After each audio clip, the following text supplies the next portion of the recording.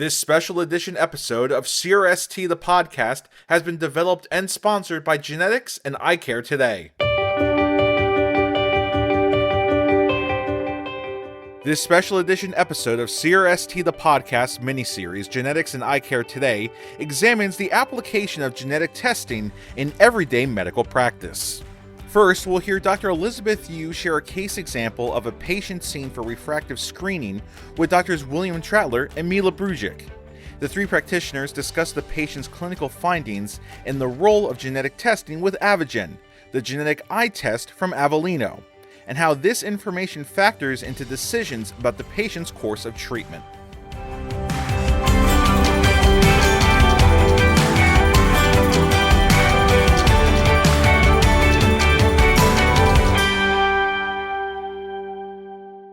Hi, my name is Elizabeth Yu, and I'm a cornea, cataract, and refractive surgeon at Virginia Eye Consultants in Norfolk, Virginia. It's a 32-year-old female.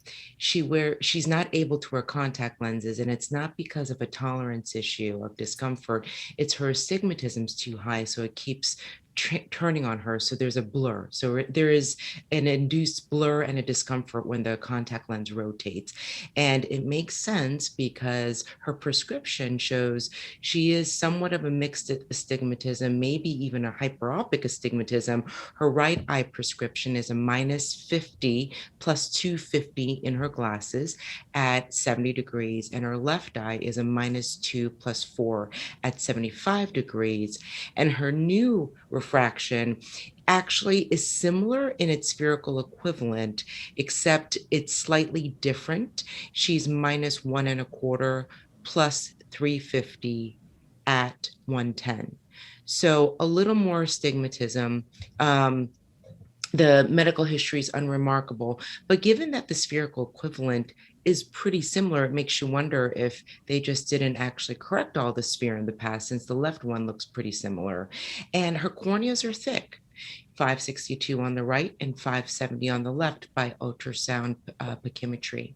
Now, her topographies and her tomography really do demonstrate how beautiful her actual oblique or slightly oblique Myers look. And she has nice, long, extending, fairly symmetric Myers, bow tie shaped. And it demonstrates at least 3.3 to 3.7 diopters of anterior with the rule astigmatism going oblique at 113-ish degrees. But the average Ks are 45.8 or so, and the max is at 47.5 diopters. So here she is having a little, on the higher side of astigmatism, and she's slightly steep. The left side, a little bit more impressive.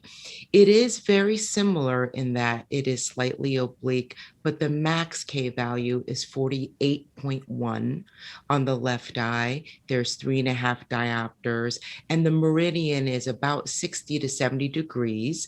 The posterior float is very, very close to the best fit sphere, so that's relatively normal. And the actual thinnest point of the apex of the cornea is very close to the actual center of the cornea. So those indices on the posterior float are normal. Tell me, Bill, what you see what your thoughts are on the topos and her curvature. Well, this patient has possibly progressive astigmatism, which is a big red flag when patients have changes in their total amounts of corneal astigmatism. Mel, do you agree with that? Is that something that is a risk factor for you, or what is your thoughts? 100%, but it's almost like a balance, right? And I think you're thinking the same thing, Bill, because you're seeing the increase in SIL, but Liz, you said it best. There's this maintenance of the spherical equivalence. And the other thing too is you're dealing with a closed toe with the rule astigmatism. So although you see the increasing SIL and you're a little bit concerned, with the rule kind of gives you a little bit of a sense of security. I'll add just one more kind of key pro with this one. So with the rule patient, when you fit them really with soft toric lenses, very rarely do they run into a situation of stability. This is actually kind of a cure red flag for me personally. If somebody's walking into the office and they're saying, I really can't wear my contact lenses predictably, which is essentially what she's saying to you. I always think there's something else going on with the shape of the cornea that may be inhibiting her ability to do that, which is what kind of triggers me to do further testing. So it's kind of this balance of like, there's some factors that are kind of suspicious, and then there are also certain factors that kind of add a certain level of security and in a sense that there's a lower risk of development. Now, can the max of 48, so that slightly steeper corneal curvature cause that inability to have predictable vision in the contact lens? Yeah, Liz, to a certain extent. Now, saying that though, we found that although central steepness is important when we're talking about soft, small diameter gas permeable lenses, it's not the whole picture because we have to take into account the size of the cornea as well too.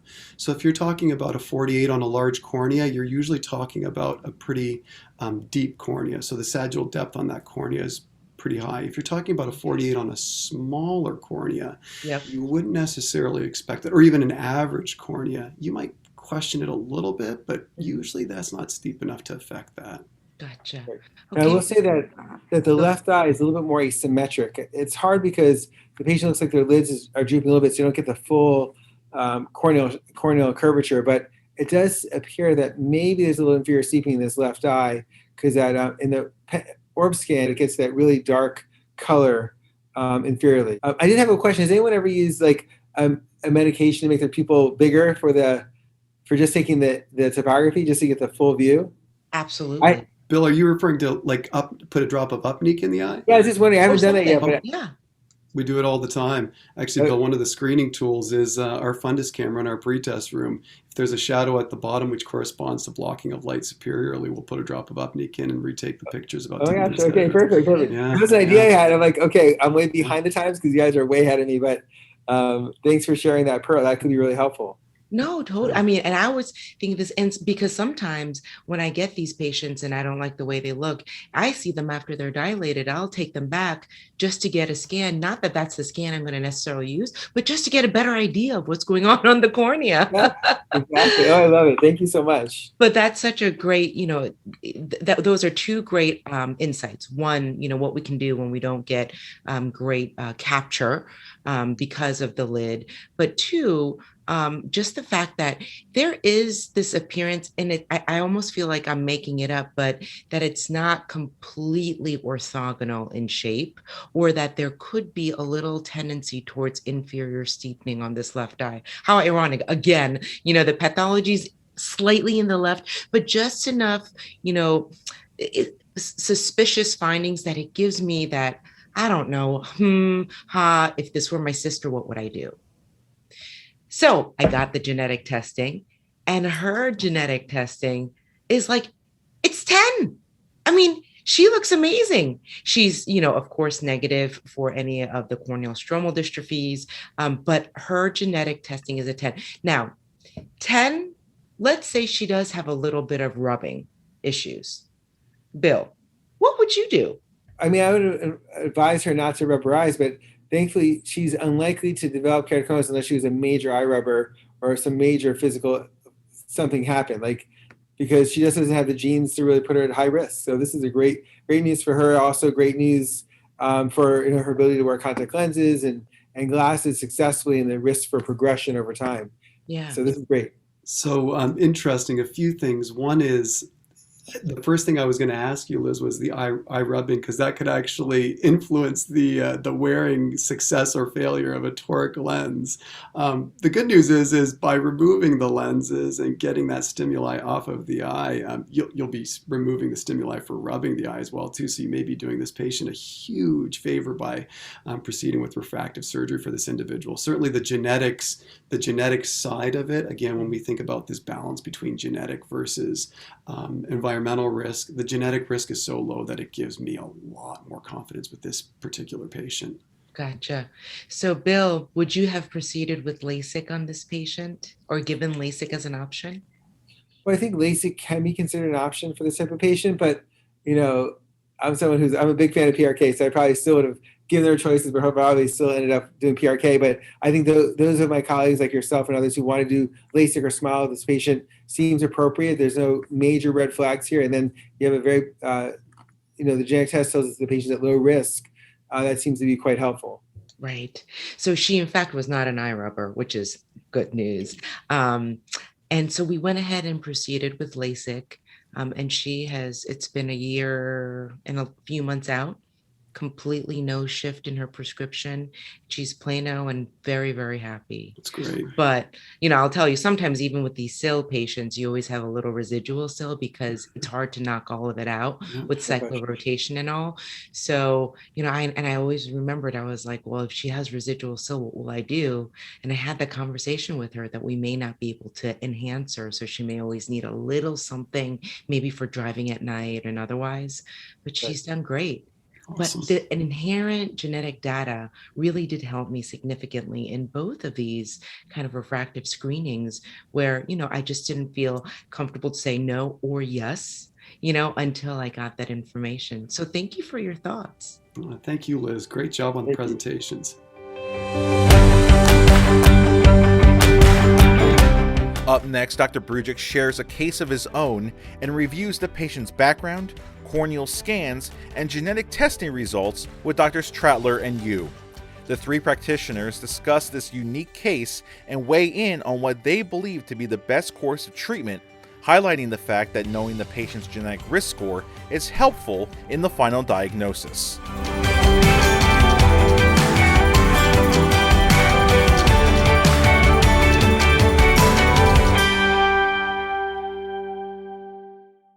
Hi everyone, I'm Dr. Brujic. I'm a partner of a 4-location practice in Northwest Ohio, and today I'm excited to be with Dr. Trattler and Dr. Yu talking about this specific case. And although it's not surgical in nature, it is kind of interesting, and I'd love to hear you guys' thoughts on this. So I'll give you a little bit of the background on this patient. So regionally, we've been just seeing more specialty and advanced anterior segment cases and managing those with our ophthalmological and optometric counterparts and colleagues. And this was a person that was referred in for a specialty lens fit. This is a 35-year-old male patient, not taking any medication, doesn't have any history of allergies or at least any known allergies. You can see the manifest refraction manifests a significant amount of cylinder. So it's minus 0.75 minus 675 axis 10 and plus a quarter minus 7.25 axis 165. Bill, I'll ask you first. Tell me your thoughts just on that prescription in particular. Is there anything that kind of triggers you to say, boy, this is outside of the normal range, or because it's with the rule, do you have a certain level of comfort with that? Well, I mean, that's an excessively high level of astigmatism. So this is definitely, there's someone equal to someone who's like 7'4". I mean, this is like not the typical patient that you're seeing every day in your practice, which is why to be referred to you for your specialty care.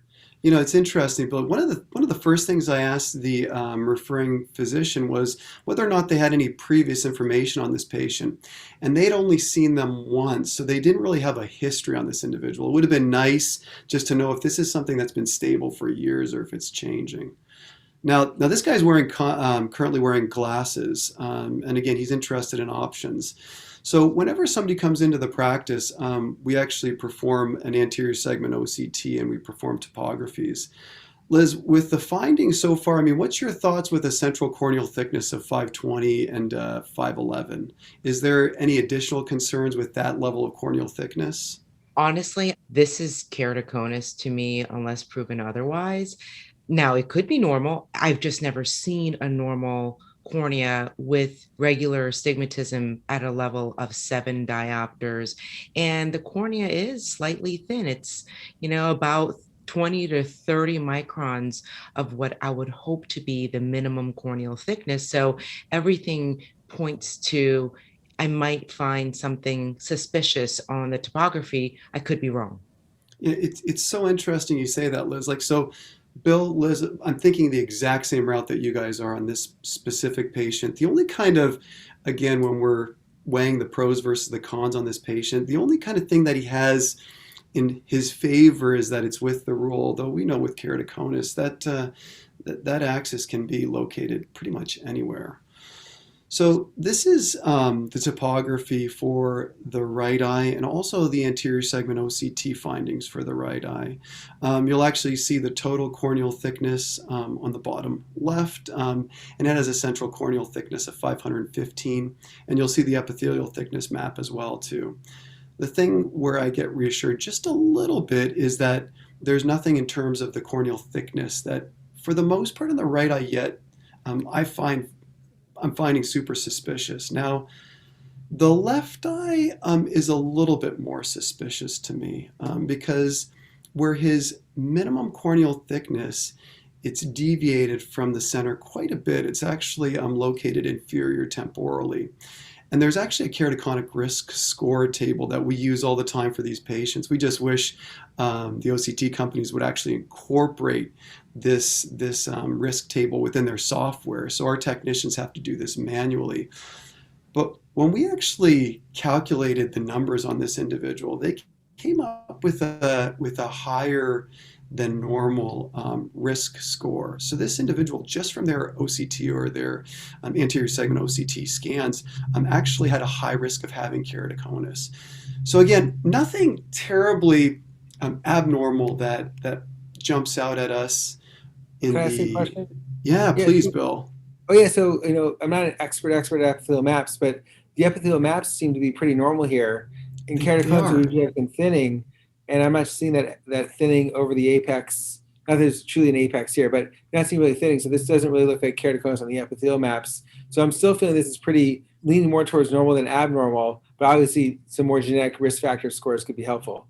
Yep, you bring up such a good point, Bill, because just like you said, we expect there to be a corresponding epithelial thinning where we're seeing the rest of the cornea being thinned as well too.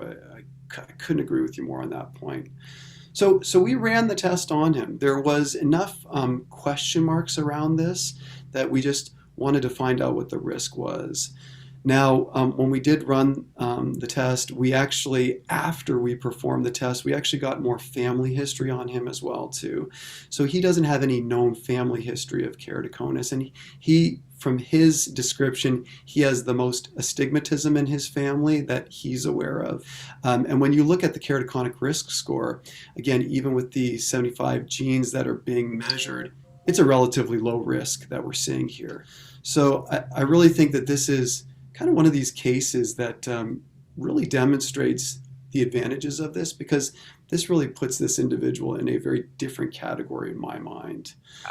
This patient will go in the Guinness Book of World Records in like top 5 globally of regular with the rule astigmatism. I've not had anyone more than maybe 6 diopters, and this beats that. Go ahead, Bill. What were you saying? Well, no, so I just took care of a patient that reminds me a lot of this patient. They were less suspicious, but they had 6.5 diopters of astigmatism, and he's a little bit on the myopic side. So we decided that, and he really wanted refractive surgery. He's really into sports, and he's in his early 30s. Mm-hmm. So we're doing 2 sets of PRK. So we did the first PRK just a couple weeks ago, and he's already seeing 20/40 after a week, which is insane. He's never seen so well, but he still has obviously residual refractive error. But again, some of these high astigmatism patients can be good candidates for laser vision correction. And having this genetic test can make us feel more comfortable that these patients are good candidates and not be too worried. That's great. I do want to ask you, because this is a great question. Like you mentioned, like our actual laser system will correct upwards of 5 diopters. But like you said, in a 2-step process like that, how long do you wait before you do your quote unquote enhancement? It's a great question. Well, first of all, the system I have usually treats 5, but I couldn't capture the wavefront because he had too much astigmatism. I guess it's beyond what they would do. Sure. I guess it wouldn't matter anyway because it was beyond that level anyway. So it was definitely, you had to go more to the typical version. And then what we're doing is we're going to try to get to a point where we can get 2 symmetrical readings about 2 weeks apart. So my guess is closer to 3 months. But he's already really happy. He's like he's never seen so well in his life. And again, this is someone who does a lot of sports, and he really was anxious to try to be reducing his need for glasses and contact lenses. So usually my guess is about 3 months. If I can prove stability, then we'll do our part 2. That was great. Yeah. That's great. Well, Liz, Bill, I think your insights into this case are just absolutely awesome. Appreciate you guys being on here and just having the ability to share this case with y'all.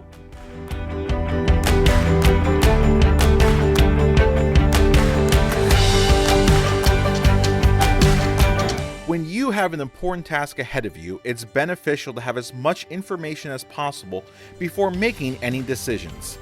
Adding AvaGen, the genetic eye test, to everyday practice provides eye care practitioners with useful information that can help them make better treatment decisions, especially for mild and hard to diagnose cases.